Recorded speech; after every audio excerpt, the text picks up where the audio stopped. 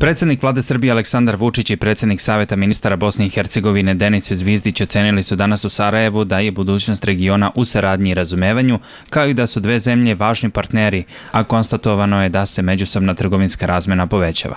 Posle 25 godina od izbijanja prvih sukoba na prostoru bivše Jugoslavije, mi danas držimo zajedničku sednicu naših izvršnih organa vlasti, gledamo u budućnost i šaljemo poruku našim građanima, rekao je Vučić posle zajedničke sednice Vlade Srbije i Saveta ministara Bosne i Hercegovine u Sarajevu. Mislim da poruka zajedničkog rešavanja problema, poruka razumevanja, poruka racionalnog pristupa budućnosti i poruka, ne moram da kažem ljubavi, ali svakako suprotstavljanja svemu što je mržnja i što je izazivanje bilo kakvih trvenja, a kamoli sukoba na ovim našim prostorima, je dobra poruka za sve naše ljude.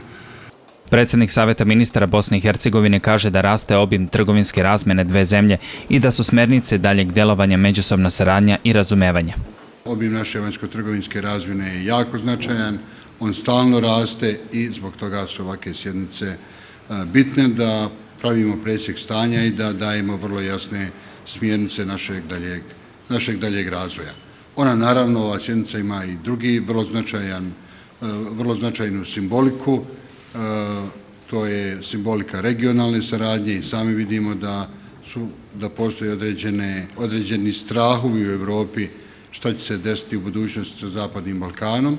Ovakve sjednice govore da smo mi dijalog i spremnost na unutrašnji dogovor stavili ispred bilo kakvih drugih tendencija ili bilo kakvih drugih porasta netrpeljivosti ili bilo kakvih drugih problema koji mogu nastati u samoj regiji.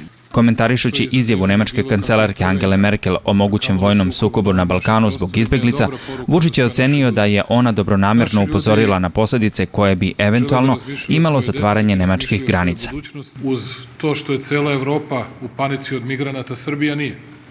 I možemo i ljudima u Bosni i Hercegovini kažemo da ništa to nije baš tako strašno kao što se to predstavlja u svetskim medijima. To su ljudi očajnici, ljudi mučenici koji napuštaju svoje kuće, 99% njih koji napuštaju svoje kuće, svoje ognjišta, istarani, odatle ne znaju ni kako, ni za koga, ni gde da se bore i razmišljaju i traže svu bolju budućnost za sebe i svoju decu. I ništa tu baš naročito strašno nema, ali to je valjda ta opšta kuknjava je postala model ponašanja svuda i na Balkanu i u celoj Evropi, tako da to je naš pelcer preuzet u Evropi. Vole da kukaju i da plaču sa tom migrantskom krizom svaki dan, ništa drugo.